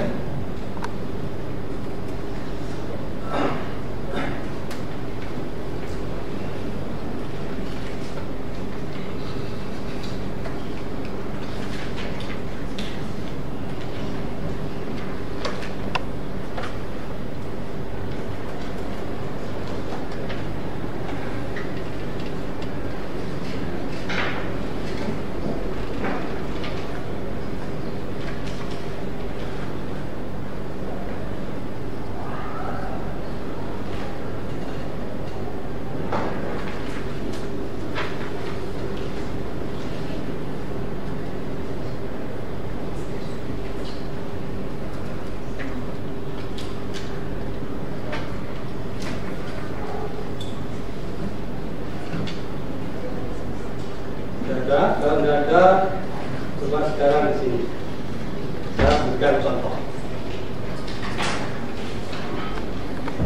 Saya gunakan elektroda tadi, perak klorida. Elektroda kerja, silver chloride elektrod. Saya pakai ngukur CL.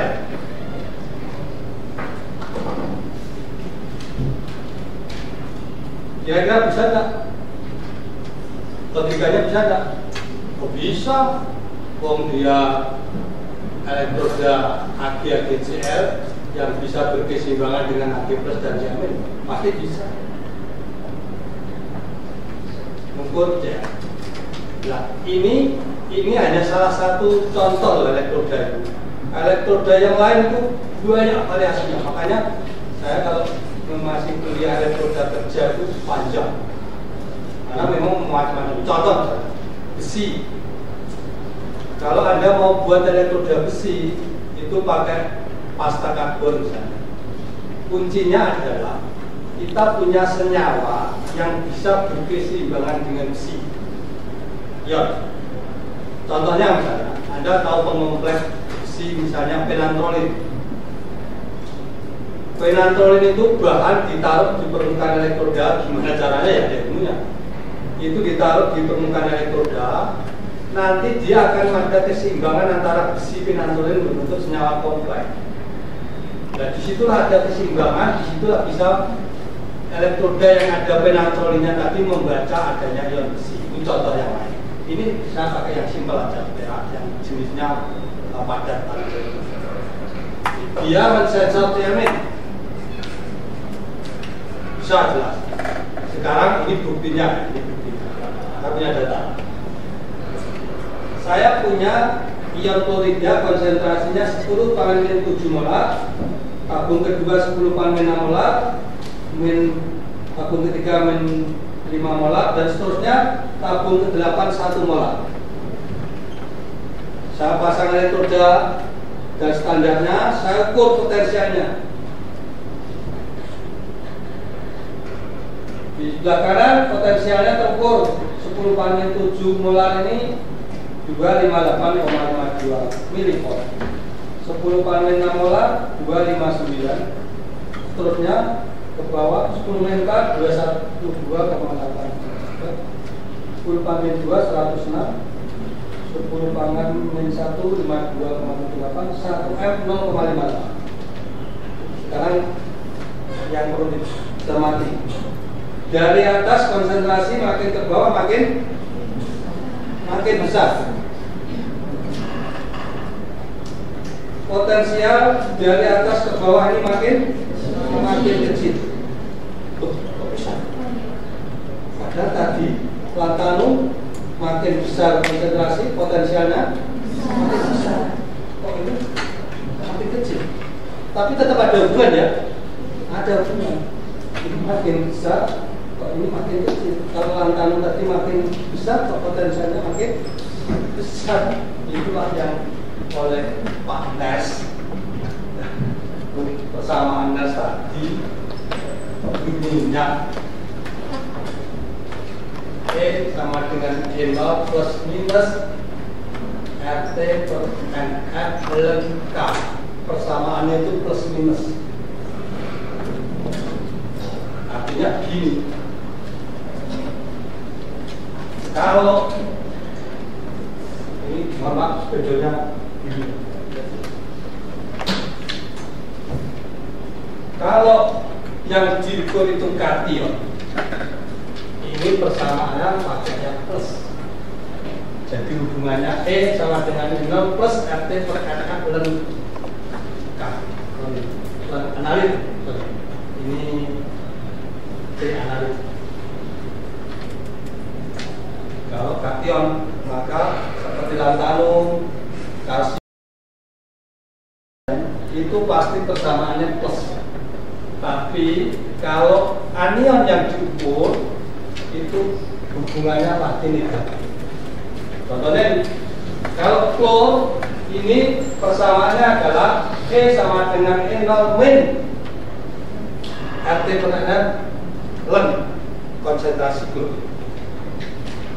Nah ini plus, tapi nggak apa-apa. Memang itu persamaannya plus minus. Nah sekarang data kita yang kita punya ini karena klor sekarang ini ada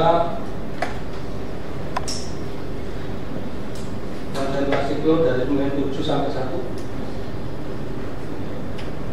Supaya analisis dilakukan biasanya analisis itu punya teknik. Anda kalau di spektro kan pakai cara kurva standar, yang umumnya kan kurva standar. Jadi sejumlah ratan standar diukur absorbensinya, gitu kan? Kalau pakai spektro. Nah ini hubungan ini juga bisa kita lihat secara grafikal, supaya nanti analisis bisa dilakukan. Karena bagaimanapun analisis itu membandingkan antara standar dan sampel. Nah ini ratan standar ini ratan standar supaya kita mendapatkan grafik standar. Coba sekarang hubungan ini Anda gambar, supaya tampak hubungannya itu digambar. Yang tidak digambar, bayangkan saja sekarang. Anda bisa tidak gambar grafik ini 10⁻⁷ versus 258. Terus 10⁻⁶ versus 259. 10⁻⁴ versus 251. 10⁻2 versus 1. Kira-kira bisa enggak? Ya. Bayangkan saja. Kebayang? gambarnya. Kebayang gambarnya? Apa yang kebayang? Yang kebayang apa? Sulit mesti. Walah. Coba kamu buat titik 0,00001 di titik mana? Ayo, bisa kok? Alah jeletek lah bisa. Titik itu, titik 0, kalau yang kanan tidak masalah, titik 258 gampang. Tapi yang di titik 0,00001 taruh mana titiknya coba? Terus sebelahnya 0,006 taruh mana? Raiso. Ya kan? Benar tidak sama? Nah, iya, sulit kan?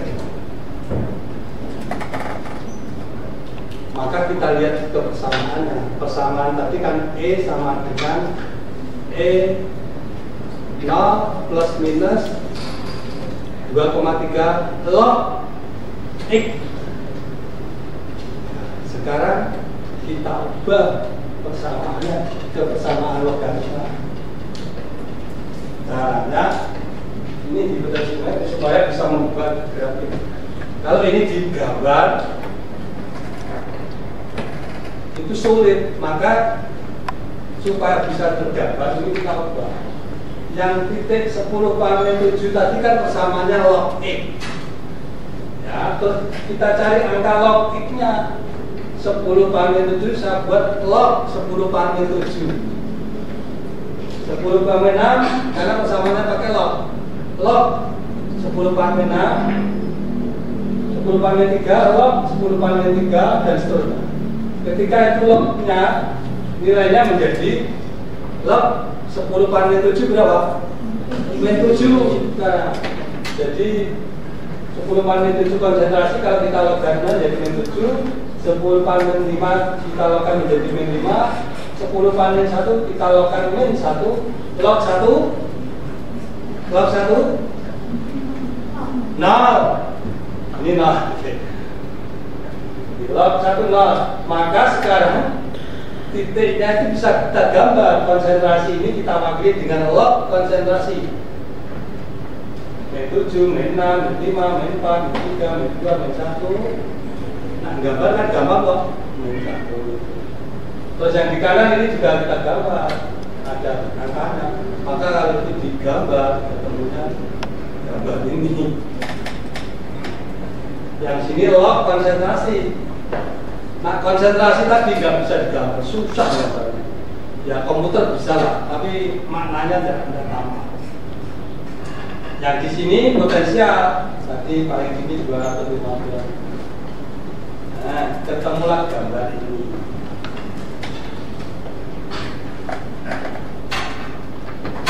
Dengan gambar itu,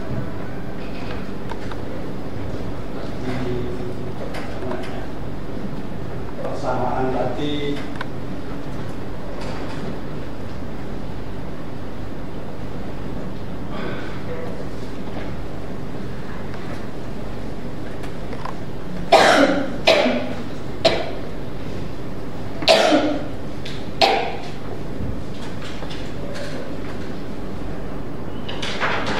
kalau E sama dengan E0 plus minus RT per NF kali 2,3 atau 3 kali log jadi X apa saja.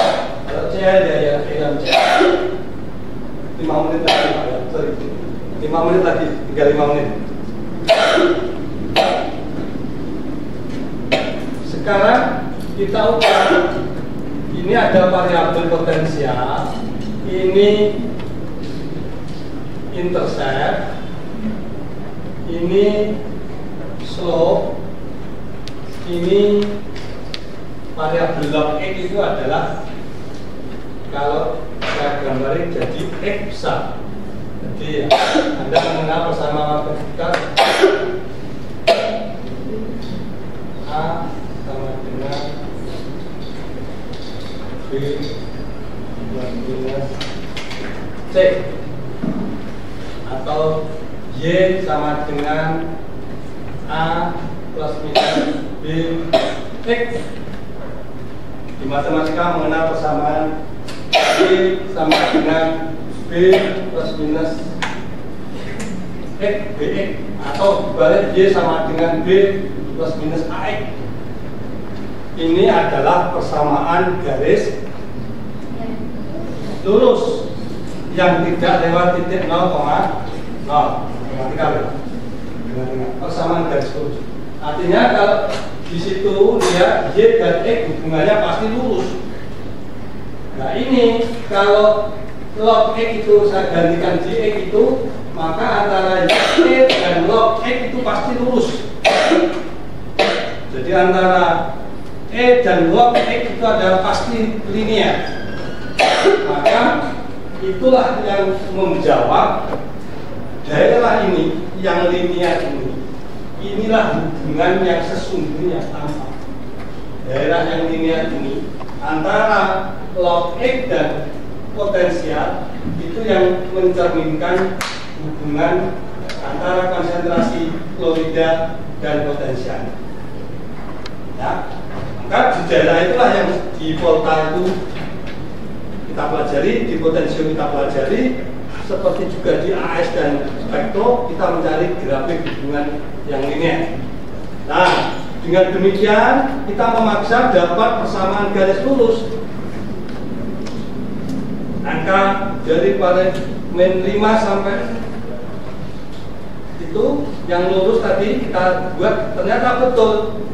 Persamaannya Y sama dengan min 51,108 plus 3,18 5,8 X ya. Y sama dengan minus 51 X plus sekian.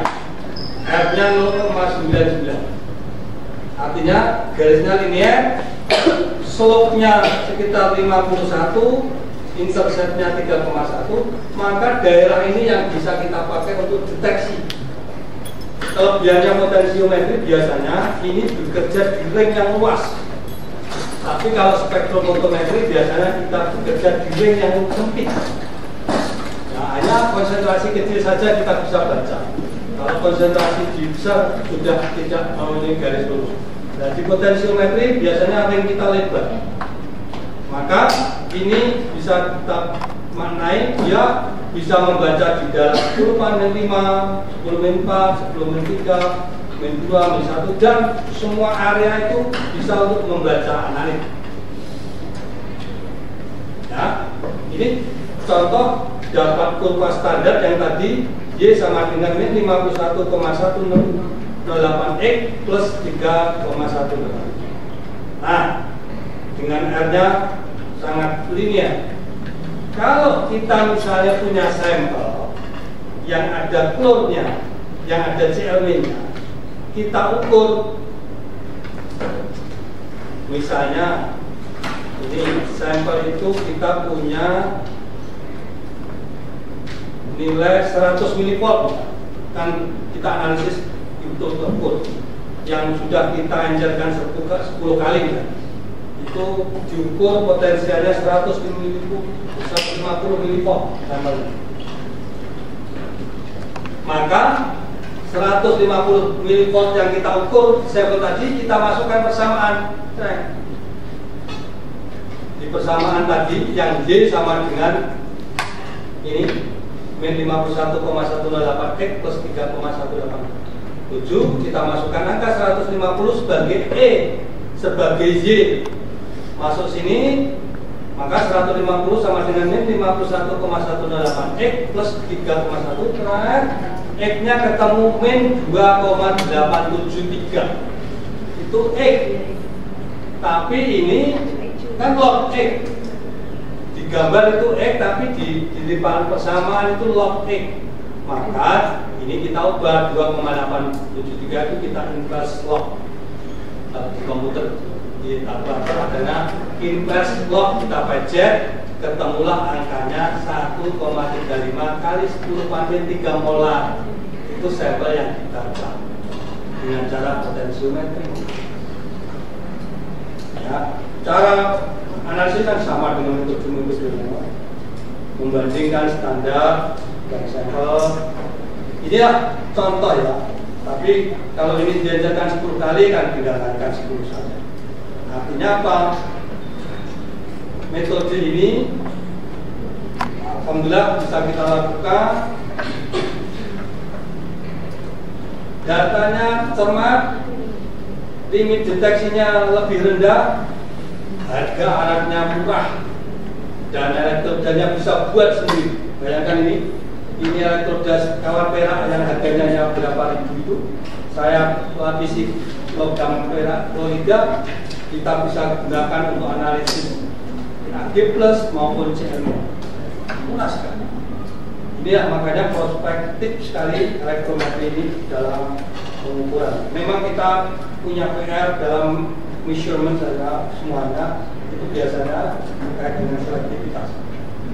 Tapi ini bahasa lain. Mohon maaf Pak Audin, saya kira ini tinggal 2 menit waktu saya, jam 11 saya konsisten. Kalau jam 11 ya, saya bisa jam 11, kalau jam 11. Karena saya dapat pelajaran, saya pernah pergi ke Jepang, ketemu orang Jepang, janjian jam 10, kami datang jam 9, 1 jam lebih awal. Orangnya nggak mau terima, padahal orangnya ada, karena janjian jam 10 sampai jam 12.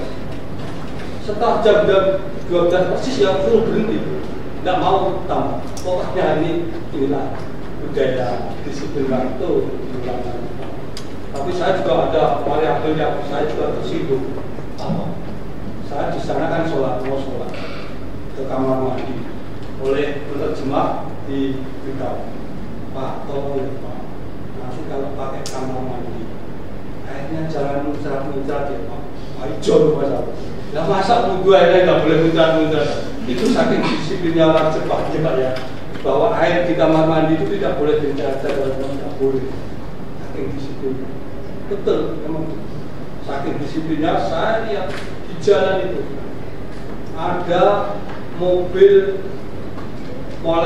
yang ngecat itu, yang bawa semen cat, mobil itu warga bersihnya luar biasa, kotoran saja enggak. Tapi kamu di Indonesia lihat mobil malam, waduh, nanti rupanya kayak ya itulah budaya. Terima kasih, pas jam 11 kurang setengah menit saya akhiri ya. Mohon maaf kalau ada salah silap saya memberikan materi. Kalau ada yang ingin ditanyakan, saya punya email suyanta@uny.ac.id. Saya pakai nomor telepon, bisa dicatat kalau untuk ternyata 081227 577 335. Pak Audin punya nomor saya, Prof. Nani dengan mau saya. Sekian, wassalamualaikum warahmatullahi wabarakatuh.